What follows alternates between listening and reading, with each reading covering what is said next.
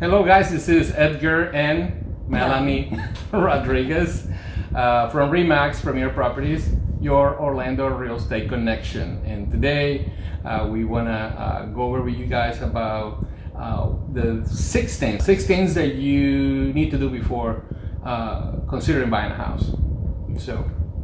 Well, recently we had a buyer who told us how pleased they were with their buying process. They had been looking for a house for months and months and were frustrated. And so I asked them, well, what were the things that made your experience different this time? And they shared a few things, and then Edgar and I talked about a few things that we try to do to help our buyers walk through the process of choosing their home. And so we came up with a list to share with you today. Yeah, so the first thing, guys, is to get pre-approved. Basically have a pre-qualification, a pre-approval from a mortgage broker or banker. Yeah, getting pre-approved, I mean, obviously the first thing you have to do is you have to have that pre-approval in order to put an offer on a house.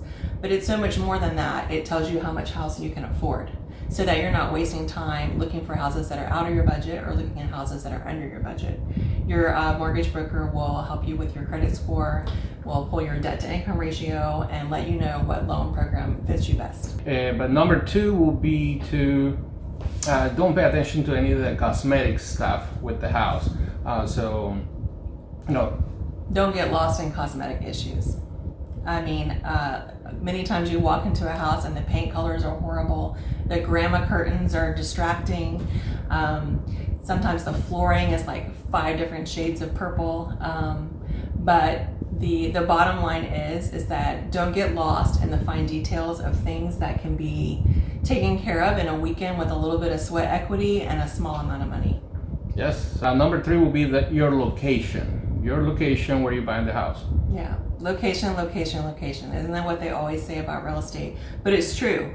I mean, this kind of backs up the don't get lost in cosmetic things. I mean, if you want a certain school district, if you need to be near the airport, if you need a specific area, then don't compromise because you didn't like the carpet in that house. I mean, you can't pick up the house and move it somewhere else. So choose your location. Things can be changed. Even, sometimes it's a little bit more work, but even a floor plan can be rearranged. But at least you're in the location that you really need to be in. Once you find your location, very important is to really get the vibe out of that community that you want to live in. And yeah, we always encourage buyers to drive through the neighborhood again. Come back to the neighborhood later in the evening. Just because it was nice and quiet and peaceful on Monday afternoon when everybody was at work doesn't mean you're going to get the same vibe at 7 o'clock on a Friday night. We also encourage you to go have coffee, go eat lunch at a local place, and get to know the community a little bit. And of course, the best of all is if you can drive by and you can catch a neighbor outside and chit chat, and the neighbors will really give you a good idea about the neighborhood.